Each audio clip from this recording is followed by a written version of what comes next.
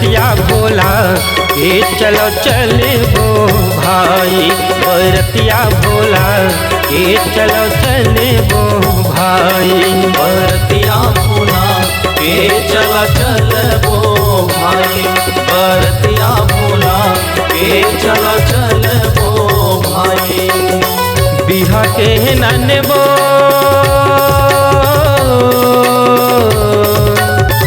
बिहा के ननबो पर्वतिया दाई, बरतिया भोला के चलो चले वो भाई, बरतिया भोला के चलो चले वो भाई।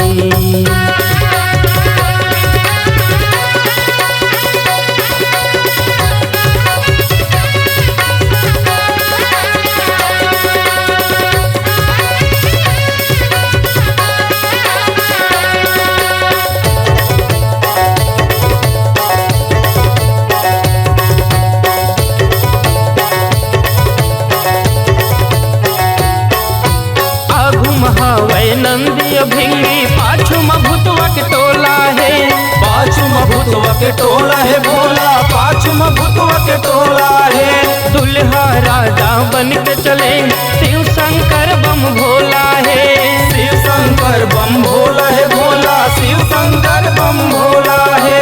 बाघंबर ये तनमल पेटे, बाघंबर ये तनमल पेटे, अंग भर भभूत रमाही, बरतिया भोला के चलो चले वो भाई, बरतिया भोला के चलो चले वो भाई।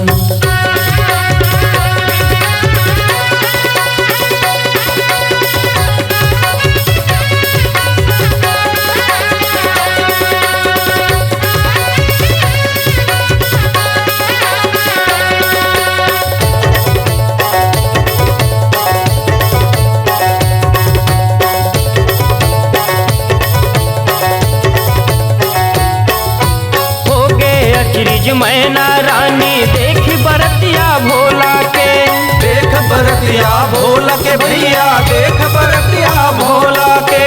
बिसरू बिसरू के गहना गोटी, धन है इखरो चोला के, धन है इखरो चोला के भैया, धन है इखरो चोला के।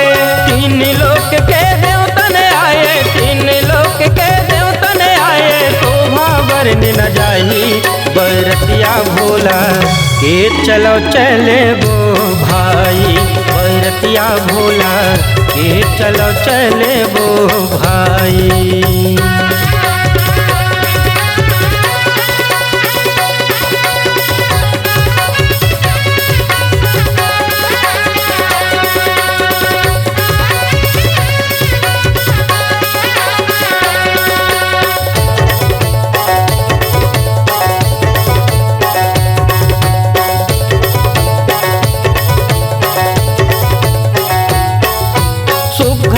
भेजावड़ जोड़ी पर्वतिया शिव भोला के, पर्वतिया शिव भोला के भैया, पर्वतिया शिव भोला के।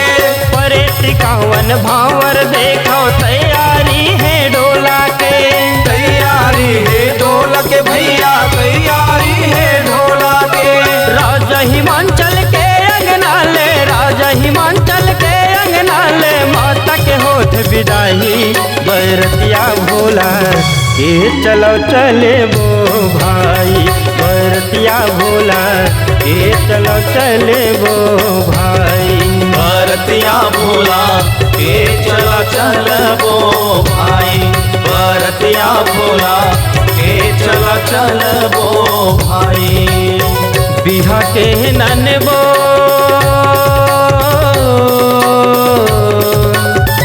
बिहा के ननबो पर्वतिया दाई, बरतिया भोला के चलो चले वो भाई, बरतिया भोला के चलो चले वो भाई, बरतिया भोला के चलो चले वो भाई, बरतिया भोला के चलो चले वो भाई।